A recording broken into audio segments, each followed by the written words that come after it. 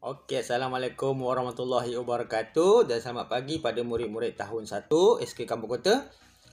Hari ini kita sambung PDPR Sains kita dengan tajuk Mari Mengelaskan Objek. Mari kelaskan objek untuk topik penyerapan. Okey.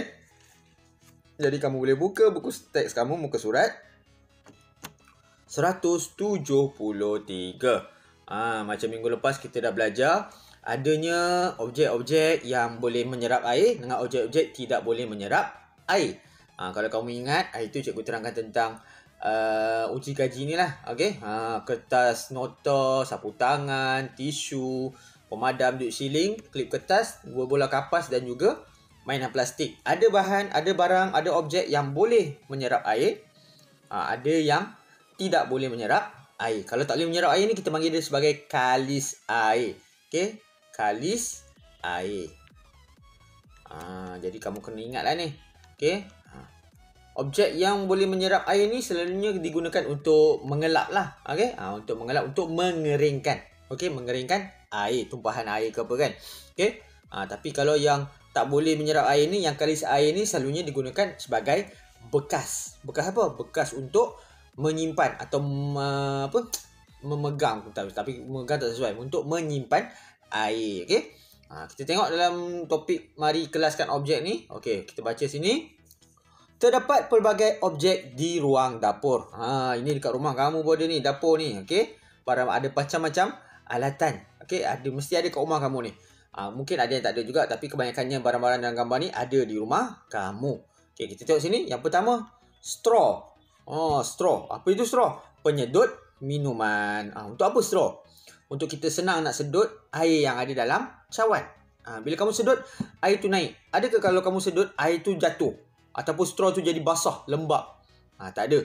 Air tu terus naik masuk ke mulut. Kemudian adanya gelas kaca. Ni gelas kaca. Gelas kaca untuk apa? Untuk kita tuang air. Air tak tumpah. Air tak keluar daripada dinding kaca, gelas kaca tu. Okay?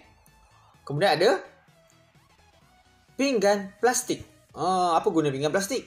Samalah pinggan plastik kalau kita tuang kuah ke, tuang sup ke kan. Sup tu dalam bentuk cecair. Okay? Kuah tu pun dalam bentuk cecair. Dia tidak pula tembus ke dasar pinggan plastik. Dia bertakung dalam bekas pinggan plastik. Okay? Kemudian ada sudu logam. Sudu logam. Contoh kalau kamu makan ubat. Okay? Ubat cecair, ubat demam. Okay, mak kamu letak dalam sudu. Adakah kamu nampak sudu tu, ubat tu boleh tembus daripada dasar sudu tu? Tak ada. Sudu tu mampu untuk menakung ubat cecair tadi. Kenapa? Kenapa tiga benda ni? Tiga benda yang cikgu tiga benda yang cikgu bulatkan ni dapat menakung air, dapat memegang atau menyimpan cecair. Kenapa?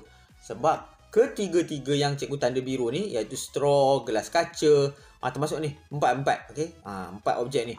Pinggan plastik dan sudu logam. Keempat-empat objek ini tidak menyerap air.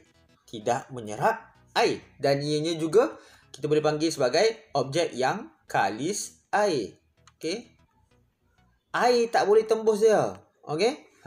Ini empat tadi. Straw, gelas kaca, pinggan plastik dengan sudu logam. Okay? Kemudian kita tengok adanya objek lain. Contohnya, saya tengok ni. Alas kaki. Alas kaki. Kat rumah kamu mesti ada. Kadang-kadang mak kamu letak kain ke, kain alas kan. Okay, dekat depan pintu bilik air. Lepas tu mungkin dekat sinki. Macam dalam gambar ni dekat sinki. Dekat bawah sinki tu. Untuk apa alas kaki ni? Untuk mengelap kaki yang basah. Kalau kamu keluar daripada bilik air, seluruh badan kamu basah, kaki pun basah. Kan? Kalau tak ada kain alas kaki ni, kamu terus berjalan pergi masuk bilik nak pakai baju, lantai rumah tu penuh dengan tapak kaki yang basah. Jadi tak cantik. Jadi kena buat apa? Kena lap guna alas kaki. Kenapa nak guna alas kaki? Alas kaki ni buat daripada apa? Alas kaki ni selalunya buat daripada kain atau kapas. Okay? Sebab apa? Kain atau kapas ni dia bersifat menyerap air. Bayangkan kalau alas kaki ni buat daripada plastik. Boleh ke serap air daripada dekat kaki kamu? tak boleh.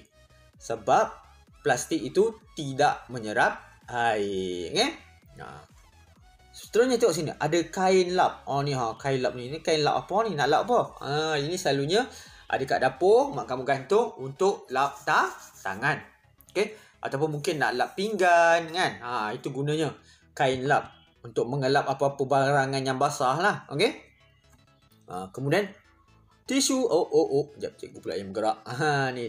Tisu dapur. Okay, tisu dapur ni kalau kamu... Okay, dia beza kalau kamu pergi kedai. Kamu nak beli tisu. Tisu ada banyak jenis. Ada yang tisu kotak. Okay, yang tisu kotak tu itu untuk tisu muka. Ada tisu gulung tapi pendek. Yang pendek tu tisu toilet. Tisu tandas. Okay. Tisu dapur dia selalu tinggi. Dia panjang. Okay. Dia tinggi panjang macam tu.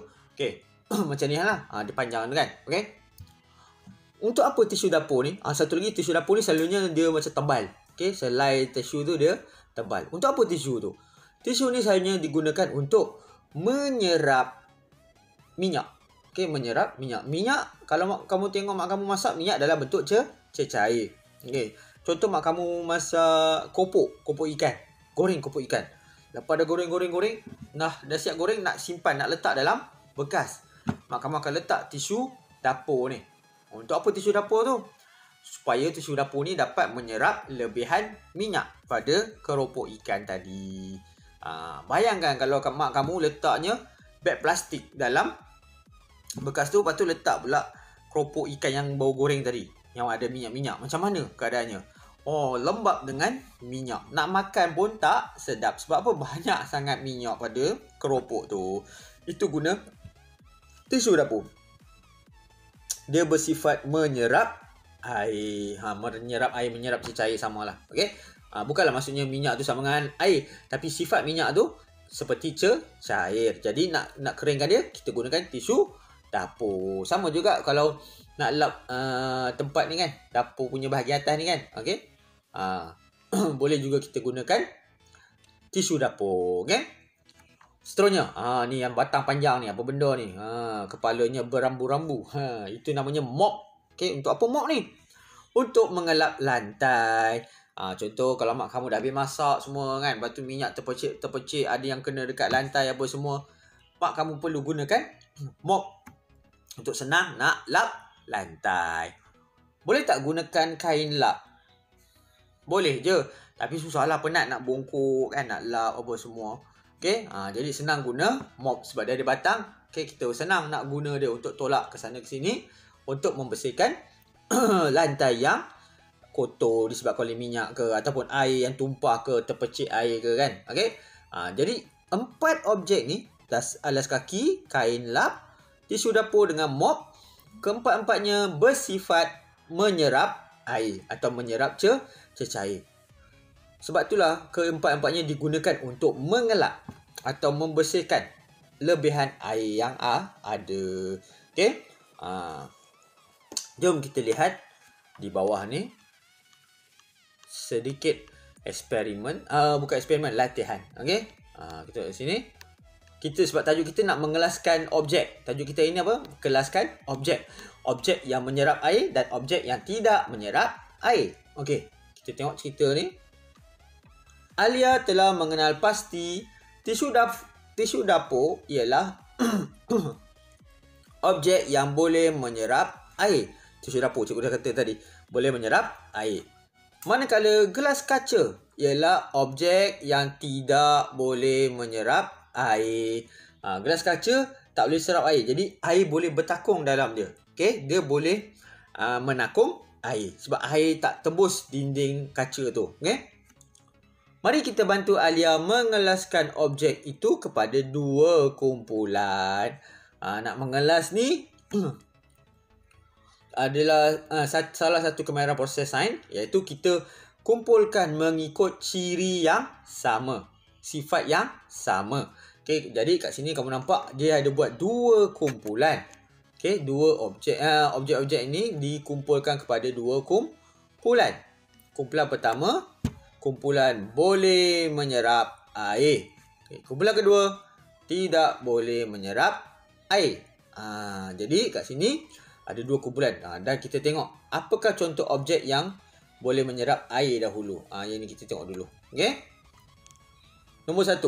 Tisu dapur boleh menyerap air. Kemudian mop pun boleh menyerap air. Kemudian adanya alas kaki boleh menyerap air. Apa lagi satu yang ada dalam gambar tadi yang boleh menyerap air selain 3 benda ni tadi?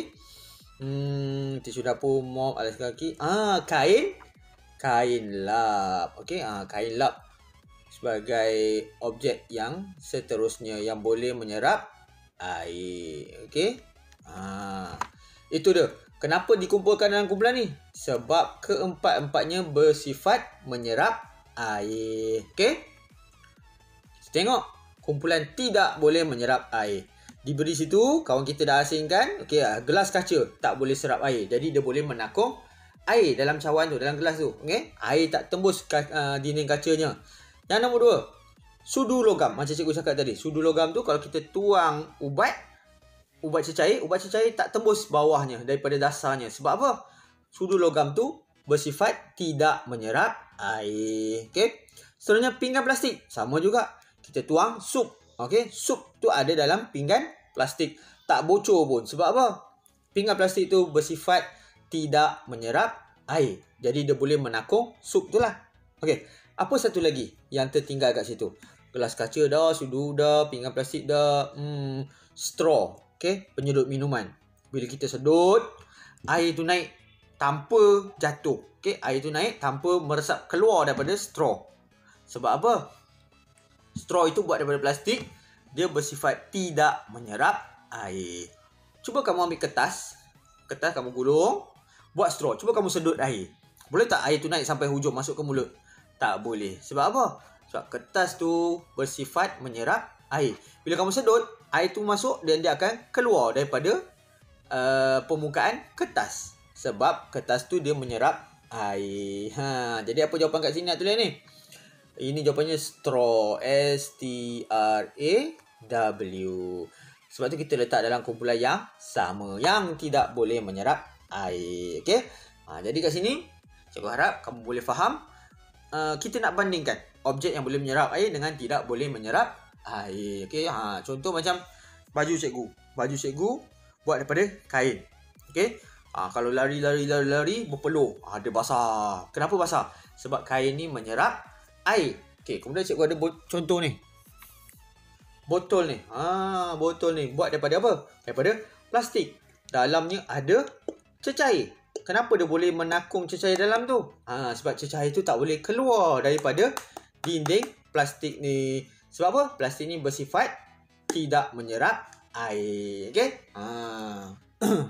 Jadi, itulah perbezaannya antara objek boleh menyerap air, objek tidak boleh menyerap air. Jadi, cikgu harap kamu faham untuk pelajaran kita pada hari ini. Kalau di rumah kamu tengok dekat dapur, kamu boleh nampak ada yang boleh serap air, ada tak boleh serap air. Jangan keliru. Okey?